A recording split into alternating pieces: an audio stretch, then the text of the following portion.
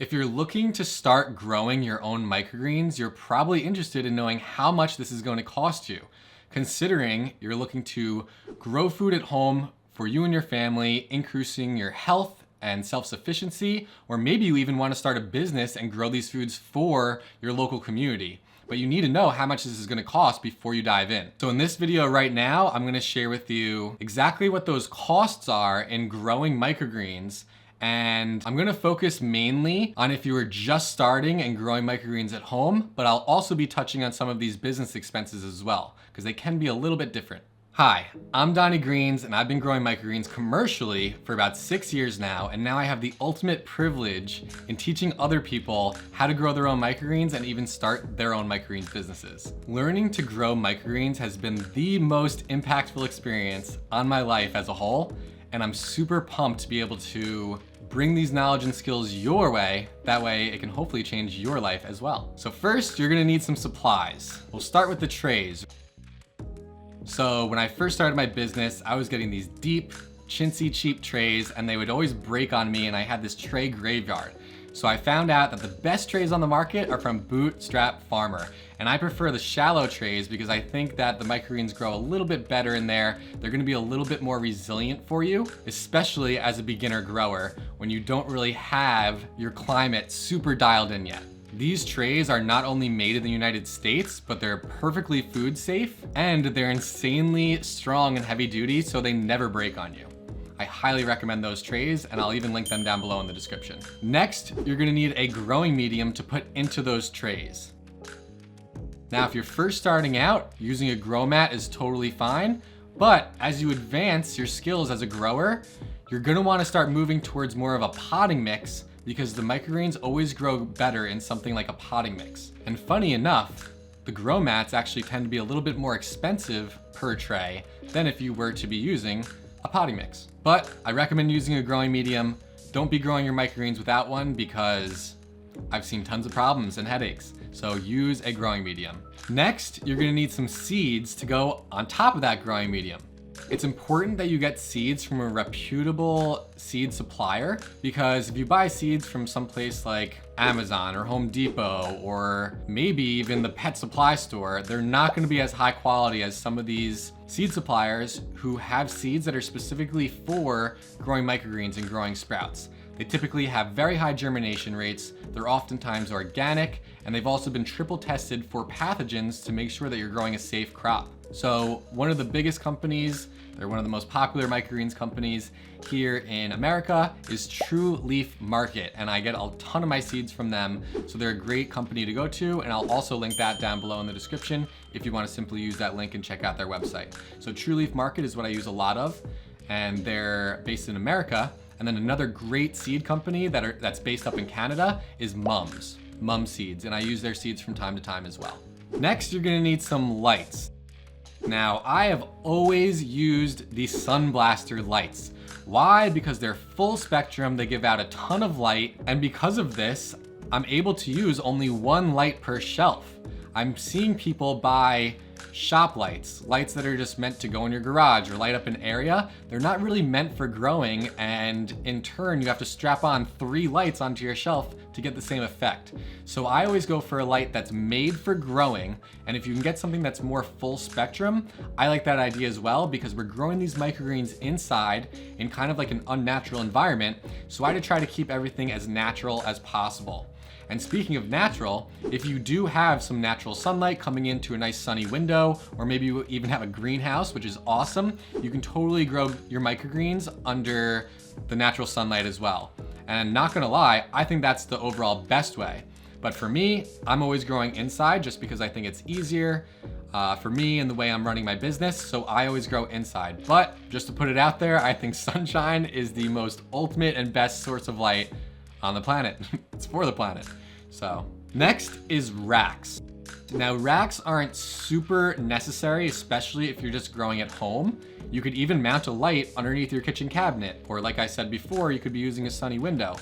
So in that case, you're probably not gonna need a rack if it's just sitting on the windowsill. But racks are very, very popular for the businesses because it allows us to grow vertically, and it's very simple, right? We have 6 shelves, we're strapping a light underneath each shelf, and then the trays of microgreens are sitting on the shelf below, growing up towards the light. It's a really awesome, efficient, amazing system, but when you're first starting out, you don't necessarily need it. Now, with that being said, if you do want to create like a nice little area and a nice little setup for you, and you're really gung-ho about growing these microgreens for you and your family, and maybe you're even thinking about starting the business, maybe you do want to just go for a rack. They're only about $100, and now you have a nice little dedicated space for all your growing. I know plenty of people who are just growing at home who also use these racks, so this is also something to consider.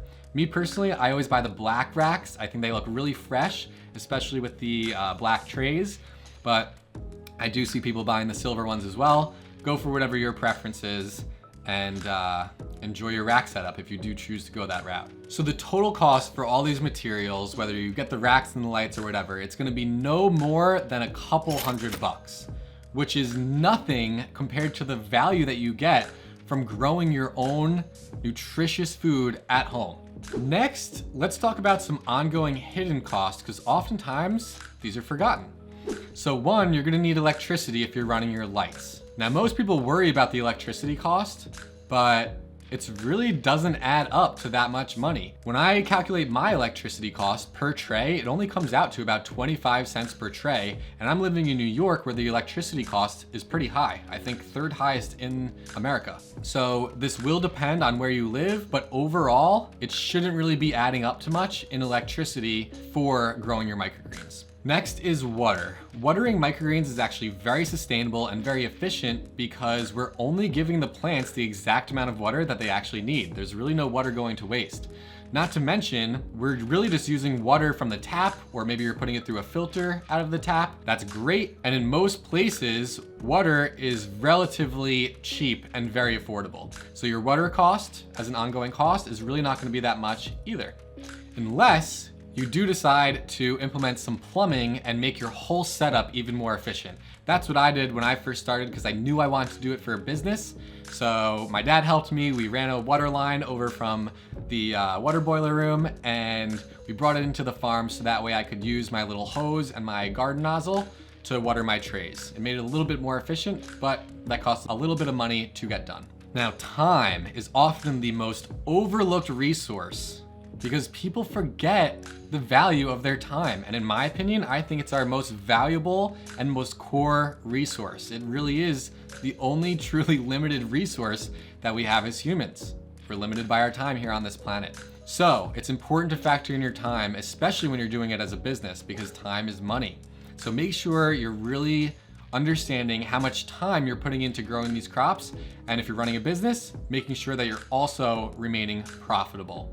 But I will say, if you give these crops the right environment, you give them their water, and they're happy, they do the growing on their own. It's not like you have to sit there helping them along. They're gonna be growing on their own. So overall, growing microgreens, whether you're growing at home or even for a business, it doesn't take that much time either. But you gotta make sure that your processes are efficient, especially for running your business. So the total cost for all this, not that much, unless of course you're doing your business and you're getting into scale. All that stuff does add up, and when you're growing hundreds of trays, little tiny modifications in your systems and your processes can lead to great increases in efficiency and therefore savings in time, resources, and money. The next cost you should consider is education, because if you don't educate yourself properly and you don't have the right information, it will cost you in time, in money, and this happened to me when I first started. Back 6 years ago, there wasn't nearly as much information out there to help you get started, and actually now it's swung to the opposite side where there's so much information it's almost overloaded. So make sure you're getting your education from a good, reputable source. Feel free to learn from me. I think my stuff is some of the best, and I do have tons of success stories. But overall, just make sure you really understand all of the factors around growing microgreens and what can go wrong. That way you have the best experience when it comes down to actually growing your microgreens. And by the way, I'll link a video right here so you can watch that video on some of the things that can go wrong as a beginner grower. It should help you to get off to a good start. Now, the total cost of education, depending on which way you go, it could either cost you tons of hours and hopefully you're learning the right information, learning from these free videos online, or maybe you've decided to even take the plunge and make a little bit of an investment in your education, which personally I think is always the best way to do it. If somebody's making something that they're actually charging you for, chances are they put a lot of time, a lot of work into it, and the information should be pretty on point. And I'll also mention that online courses have been the #1 education source for me that have allowed me to really take my life and my businesses to the next level. Everything from learning YouTube, learning microgreens, learning marketing, social media. Investing in education, I think, is so incredibly important. Speaking of education, if you're ready to start growing, I'm opening up a few seats for my 1 tray away challenge that gives you not only everything you need to get started in a free kit if you live in America, but I also walk you through day by day through the process, making sure that you become a master grower in only 10 days. Oh, and it's much cheaper than all of the costs I mentioned previously in this video. So I'm gonna link that challenge below for you, and I'll see you there.